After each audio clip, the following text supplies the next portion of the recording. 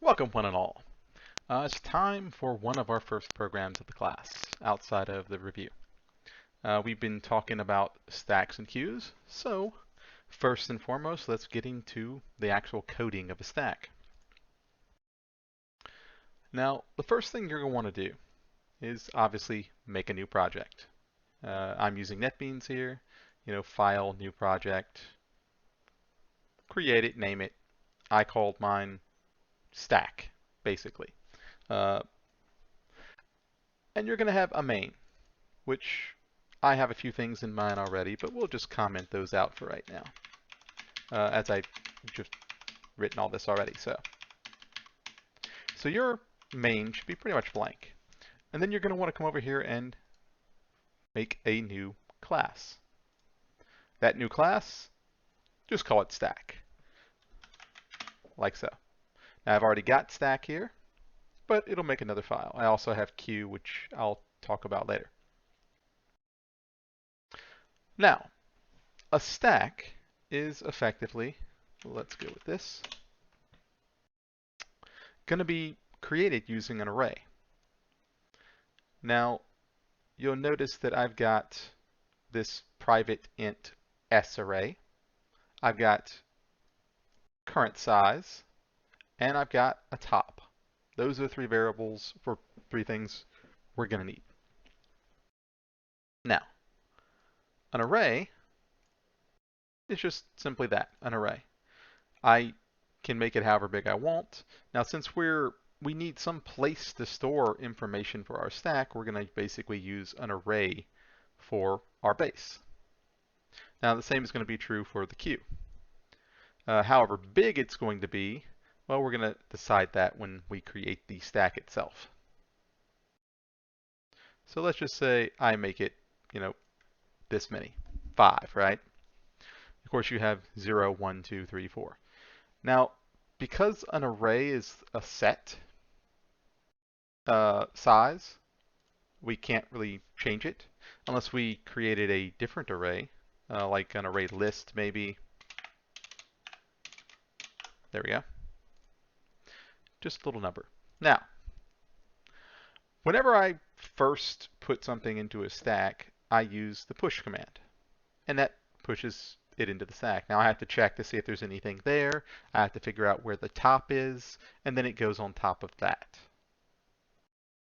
Well, first let's deal with the constructor. So first we need, let me get the magnifier in here to help out a little bit. There we go. All right, so we've got an array that's going to hold our actual stack. That array, we're going to pile the rules on top of it to make it a stack. The current size will tell us how many items are in our stack.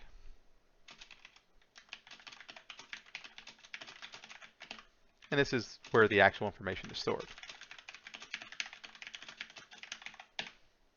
Top is the current location of the top of the stack. So to go back to my visual example you saw earlier, let's say I had it just like this, right?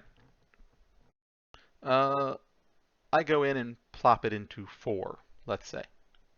Well, then that's the top of the stack. That means I could put something into 3. So that's where the next thing would go. If 3 was the top, that means the next spot would be 2, and I would change the top, if you see how that works. And I would keep doing this until I basically made it to the top of this thing. Now, I could alternatively do it the other way around, where I do 0, 1, 2, 3, 4, and then I just pop them off going back the other way. It doesn't really matter. It's the same motion. It's just a change of the numbers, addition, subtraction. Now, first off, we need to create our constructor. Constructor is pretty simple. We create a stack, and we have to give it the size of the stack. If I want it to be 10 items in size, or 5, or 1,000, whatever, I give it that number, and it creates it at that size. Now, the current size is going to be set to 0. That means it's basically an empty stack. And then I set the actual size of my array to whatever size I want. If it's 5, the array will be size 5. If it's 10, the array will be size 10. Now I'm going to set my top to be -1. Now we're going to go ahead and start with 0, 1, 2, 3, 4. So we're going to basically build the stack going down like this. If I can, there we go. So I'll start here, and then the next one will go here, the next one will go here. I'll pop it off just like that. Of course, visually, how we're going to display it is we would display it the other way around. 0 would be at the bottom, 1, 2, 3, 4, if we wanted to do it that way. -1 just essentially means that the stack is empty. My numbers are 0, 1, 2, 3, 4, 5, infinity, however big we want to get. Well, technically not infinity.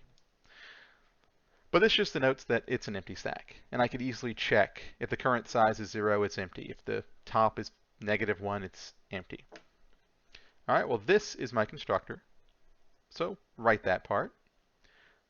So we have 3 operations that go with this. Push, which allows me to put something on the stack. Pop, which allows me to take something off the stack. And then we have display, which lets me print the stack so I can see a visual representation of it. Let's first look at push. Poof. Now, the first thing we have to check, we have a little if statement here. If the current size is equal to the size of the array. So every time I add something to this, I'm going to increase the current size. So if I made an array of size 5, right? And I go, I add 2 or 3 items, then my current size goes up to 3, right? Now, if it goes up to 5, that means the most that can be in my array is 5 items, right?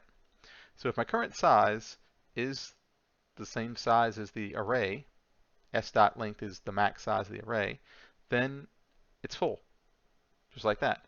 Alternatively, I could write if top equals size, or I guess it would be size -1, and that would basically do the same thing. There's actually 2 or 3 different variations that would kind of do the same thing. Now, if it's full, I can't put anything else in the stack without going outside the bounds of my array. I just say the stack's full and I don't do anything. Now, else, if we've gone through this thing, we checked, it's not full, that means there is an empty thing there. I can put something in that empty slot. It's either completely empty or it, has at least one open slot. So I bump up the top. The top is going to be pointing to whatever the last thing that got plugged in was. So in this case, rah. If I put in 2 things, 1, 2, the top's going to be pointing to 1. I increase top, it's going to go to 2, and it's going to let me put it in that slot. So that's what I do first. I increase it so I can put it in the next slot. And then I put whatever number, and we're using numbers here. You can actually use anything, but numbers are just the simplest way to describe a stack so you can kind of see and understand it. It's much easier to use like primitive little bits of information than it is to use something super complicated and complex. So you could use word strings or whatever. So we go ahead and we put the item in the top location and we increase the current size by 1. So if it was 3, now it's 4. And this, if I was in slot 3, then or slot 2 in this case, I bump it up, it goes into slot 4. And that puts the item in my stack. All right. Now, if you put something in, obviously you got to be able to take stuff out too. So basically, we're going to have to do a reversal of this. Obviously, first, we're going to have to check to see if there's something in the stack to take off. If there is, then we can take it off. And we just, of course, since this is integers, we're just going to assume that a 0, or really it could just be a -1 or something, nullifies that. So pop. Notice that the push is a void. And I could make it a Boolean, so it returned true or false, so I know in the rest of my program if it happened. So if I said public Boolean push, I would have to return false here and return true here. And that's useful if you, like I said, want to know if the thing actually happened, if you actually pushed onto the stack, or if it failed. In other parts of the program, they may need some confirmation one way or the other. For what we're doing, we're just displaying how it works. So it's not really that necessary. So pop is take something off. I make this an int because my array is of ints. If I wanted this to be an array of strings, then I would just change that to string. And this is a common mistake when people were kind of converting this. You would change this one thing to string. The current size and the top would still be integers because this is how many strings are there. This is the location of that string. The only thing that would change would be this. And I guess the size would still be an integer. This would be a string here instead of that. So two things would basically change. And how we would adjust that would probably be a string as well. You would only have to change like one or two, not unanimously everything. So let's get to pop. The first thing we got to check is if the stack is empty. If my current size is 0, there's nothing to pop. So I just say stack's empty, return -1. And I return -1 because, well, I just say it's empty. I have to return a number. And -1 usually means errors. So the reason I am returning an int here is so when I pop something off the stack, I can throw it away if I want, or I can save it and do something else with it. There are times where you would pop it off of one stack to put it onto another. Let's say we had a warehouse program where I had to take one box and move it to another stack. That would be the kind of thing where you'd want to pop it off and then you'd push it back onto another. So this right here is if the current size is 0, nothing to pop. Now else, that means there's something on my stack. I can take something off. And the way pop works is we're not taking a specific number off, we're just taking the top. It's very easy and straightforward. So the first thing is I make a little variable that holds the item I'm going to take off, because I'm just going to copy that into this variable. Then I just set that to 0. It doesn't really matter for our stack in general, we're not going to see it anyway, whatever the number happens to be, but setting it to 0 is just generally something I decided to do to make sure it starts off as 0 anyway before you put something in it. Now I go top minus minus, and that moves us down. So if we take a look at our little array here, if I have 3 items in here, and my top would be pointing to this guy. So, right? So if I have 3 items, top points here. It might help if I do this a little closer. There we go. There we go. So top points here. When I say top, when I make this, I'll copy this number, whatever it is, into a little temporary holder. And then I'll nullify it. And then I'll move top back 1. So as far as my stack is concerned, I now have 2 items in here. I'll also decrease the current size by 1. So instead of 3, now it's 2. And the top points to the top item. If I want to push something onto it, well then I'll just simply move this down and add the number. So the top is always going to point to whatever the last thing in is. Once I reach the end, I have that if statement to make sure I can't put anything else in there.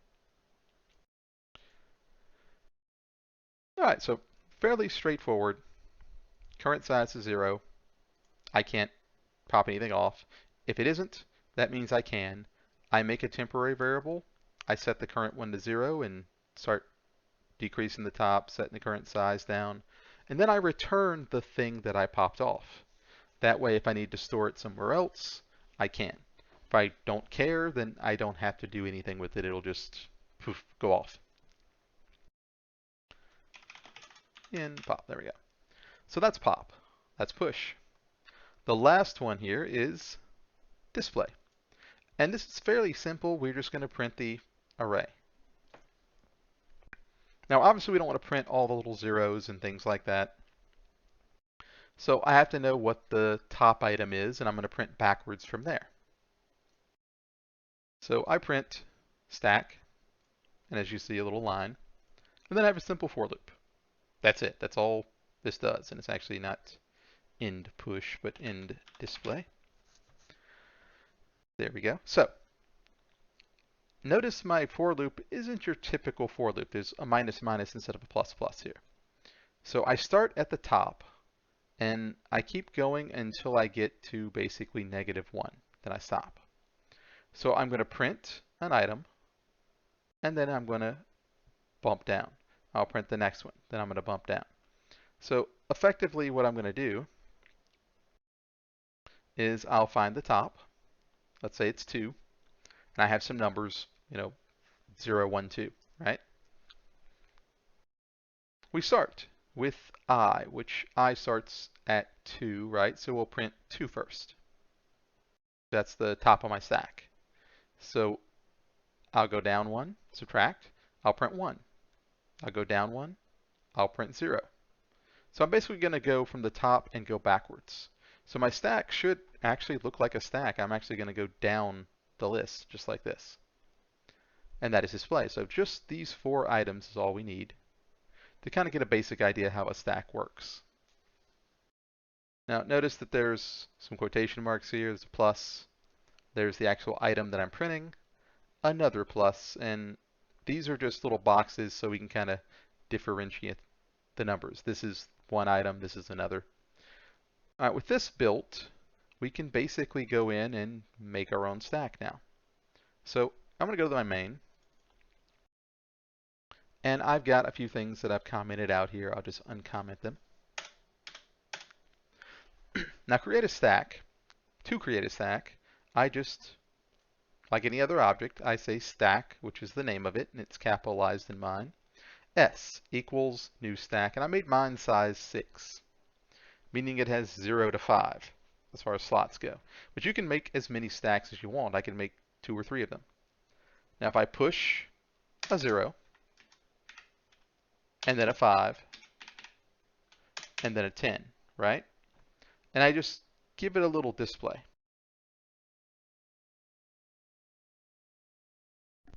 There we go. I give it a little display. We give this a little run. We'll take a look. That should look like 10, 5, 0, 10, 5, 0 on my stack. Now if I pop something off, s.pop, I don't have to specify what I'm going to pop because, well, I'm only popping the top item.